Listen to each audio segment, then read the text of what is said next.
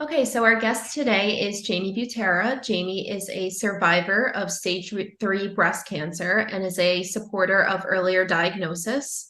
Jaime's strength is an inspiration for many, and her story is a reminder of how women should be advocates for their health because their lives depend on it. So Jaime is the owner and operator of a full-service wig salon called The Wig Nook, located in Las Vegas, Nevada. Her services place a special focus on cancer patients, survivors, and those struggling with alopecia. And Jaime is also an active member of the Hidden Angel Cancer Support Group. Jaime, thank you so much for joining us today. Thank you. Thank you so much for having me.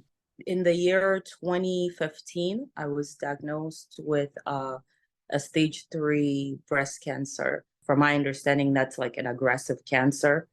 It took them about 2 months before my being initially diagnosed. They didn't really think I had the breast cancer because I was very young. I was 27.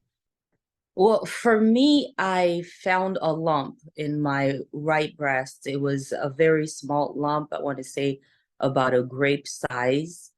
And when I initially found the lump, I went to an ER and saw a doctor there. They told me that they don't really deal with that. I have to go see my gynecologist.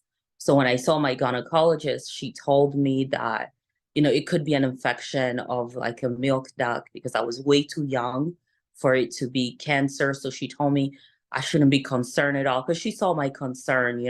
So she told me I shouldn't be concerned at all.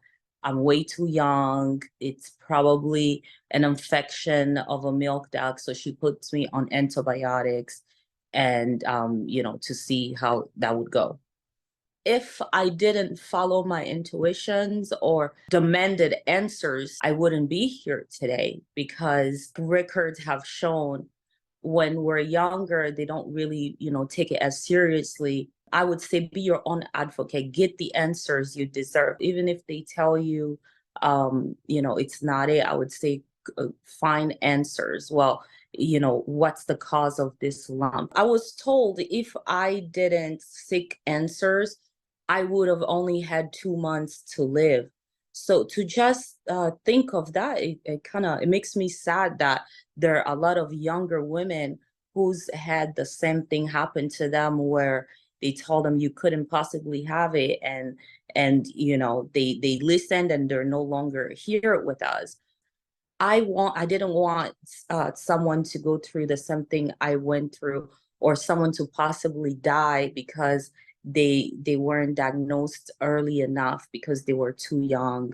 I advocate about that, and then I also host the Hidden Angel Cancer Support Group just so people don't feel alone on this, because it made me feel really good to speak to survivors at the time I was going through it, because you kind of feel like you're alone in the world when you get such a diagnosis. So I feel like having been involved with cancer support groups kind of helps you to see, especially survivors, to see that, oh, wow, if somebody else has survived this, I too can survive it.